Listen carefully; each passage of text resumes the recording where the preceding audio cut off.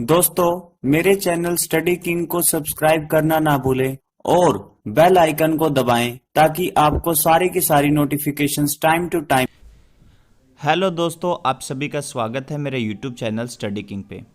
आज की इस वीडियो में हम एडिटोरियल वोकैबुलरी डिस्कस करने वाले हैं और ये इस सीरीज़ का 5वां दिन है।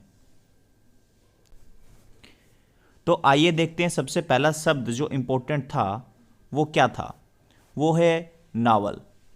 इसे एडजेक्टिव के तौर पर इस्तेमाल किया गया था और इसका मतलब था नया, यानी कि जो चीज़ बिल्कुल नई हो, उससे पहले उसका कभी जिक्र ना हुआ हो, उससे पहले उसको कभी देखा ना गया हो। इस सेंस में हम इसको समझ सकते हैं। सेम मीनिंग के वर्ड्स में देखिए न्यू, रिसेंट, न्यू ट्रिक। ये जो NEO है, ध्यान से देखिएगा स्टूडेंट्स, इसका मतलब ही होता है नया। ये रूट वर्ड होती है। अपोजिट मीनिंग के वर्ड्स में देखिए कॉमन और फैमिलियर।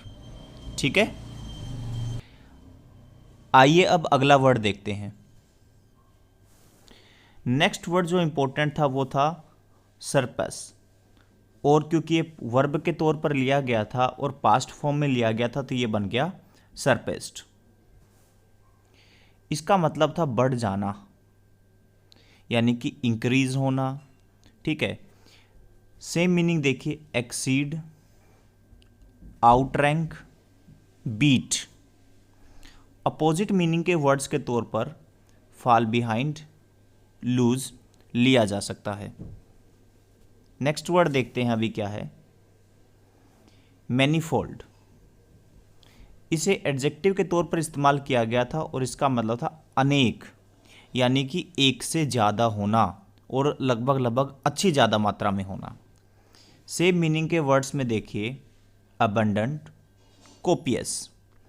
तो कोपियस को हम ऐसे याद कर सकते हैं, कॉपी करने से हमारे मार्क्स कोपियस आएंगे, यानी कि अबंडेंट आएंगे, अनेक आएंगे, ज़्यादा आएंगे। अपोजिट मीनिंग के वर्ड्स के तौर पर हम वन, सिंगल, सोल इस तरीके से ले सकते हैं, जो सभी के सभी किसको, एक को रिप्रेजेंट कर रहे हों, और ये अनेक को रिप्रेजेंट कर रहे हैं। नेक्स्ट वर्ड देखते हैं ट्रेसिंग। इसे नाउन के तौर पर इस्तेमाल किया गया, यानी कहीं ना कहीं जेरेंड की तरह इस्तेमाल किया गया। आपको पता ही होगा कि V1 प्लस ING को अगर सब्जेक्ट और ऑब्जेक्ट के तौर पर इस्तेमाल किया जाए तो वो नाउन बन जाता है। इसका मतलब था नज़र रखना। सेम मीनिंग के वर्ड्स देखिए डिटेक्शन, सपोर्टिंग। अपोजिट मीनिंग के वर्ड्स के तौर पर ओवरलुकिंग, पासिंग बाय लिया जा सकता है। नेक्स्ट वर्ड देखिए टेस्टिमोनी। ये एक नाउन है और इसका मतलब था गवाही। ठीक है, यानी कि कोई चीज़ हुई उसकी प्रमाणिकता को बताने का काम कर सकता है। सेम मीनिंग के वर्ड्स के तौर पर देखिए एफिडेविट, प्रूफ। अपोजिट मीनिंग के वर्ड्स के तौर पर देख सकते हैं डिनायल, अपोजिशन, वीटो। आपने वीटो पावर्स के बारे में सुना होगा, तो ये वो पावर है जहां पर किसी भी चीज़ को अपोज किया जा सकता है। नेक्स्ट वर्ड देखिए बैरिंग। इसे प्रीपोजिशन के तौर पर इस्तेमाल किया जाता है। बैरिंग को हम लोग जेरेंड के तौर पर भी कर सकते हैं इस्तेमाल, वर्ब के तौर पर यानी मेन वर्ब के तौर पर भी कर सकते हैं, लेकिन एडिटोरियल के अंदर इसे प्रीपोजिशन के तौर पर इस्तेमाल किया गया था और इसका मतलब था वहाँ पर को छोड़कर, यानी कि वहाँ पर बोला गया था कि बैरिंग रशिया, तो रशिया को छोड़कर, ऐसे इसका इस्तेमाल किया गया।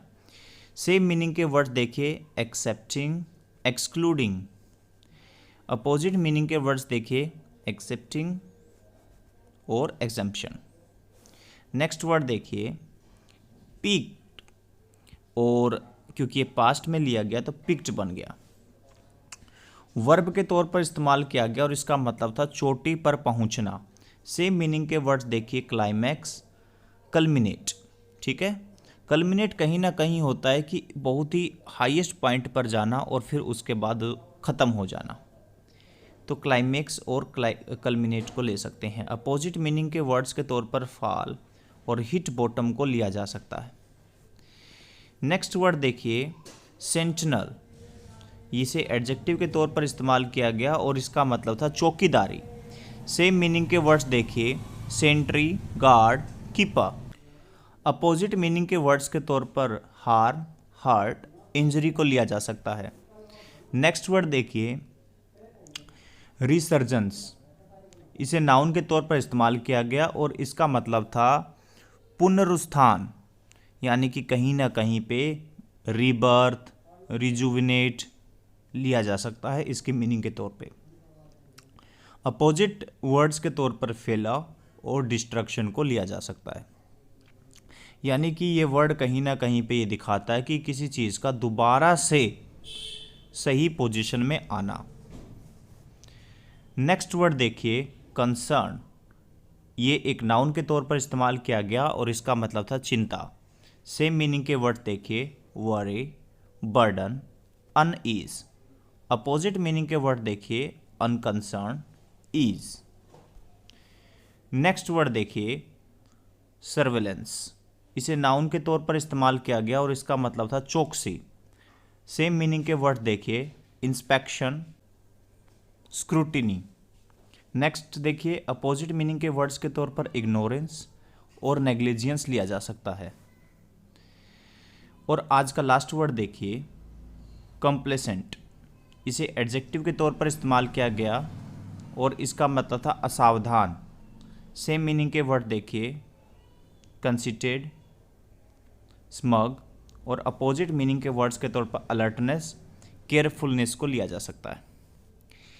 ये था आज का एडिटोरियल। देखिए, वोकैब को इम्प्रूव करना बहुत बड़ी समस्या रहता है स्टूडेंट्स का, तो आप मुझसे व्हाट्सएप ग्रुप पर कनेक्ट हो जाइए। यहाँ पर व्हाट्सएप नंबर भी मेंशन है। ये पूरा का पूरा एडिटोरियल आपको व्हाट्सएप पे मिल जाएगा। आपको 3 स्टेप में ये करना है। सबसे पहले इसको पढ़ें, एडिटोरियल को, वोकैब को बिल्कुल ना देखें, आइडिया लगाएं कि किस वर्ड की क्या मीनिंग हो सकती है पैसेज के हिसाब से। फिर आप वोकैबलरी को अच्छे से पढ़ें, उसके बाद अगेन रीड करें इसको, और उस केस में आप साथ साथ में वोकैबलरी पार्ट को भी देखते रहें और एग्जैक्ट मीनिंग का पता करें कि क्या है। उससे आपको क्लोज टेस्ट के अंदर, रीअरेंजमेंट के अंदर और कॉम्प्रीहेंशन पैसेज के अंदर भी हेल्प मिलेगी। ठीक है, अगर आप मुझसे जुड़ना चाहते हैं तो ये मेरा व्हाट्सएप नंबर है, इस पर अपना नाम और आप जिस स्टेट से बिलोंग करते हैं वो लिखकर मुझे भेज दें। इस वीडियो में इतना ही दोस्तों, थैंक यू सो मच। मेरी बाकी वीडियोस भी देखें, और जो स्टूडेंट्स मेरी वीडियो को जगह जगह पे शेयर कर रहे हैं उनका मैं दिल से शुक्रिया अदा करना चाहता हूँ। थैंक यू सो मच दोस्तों।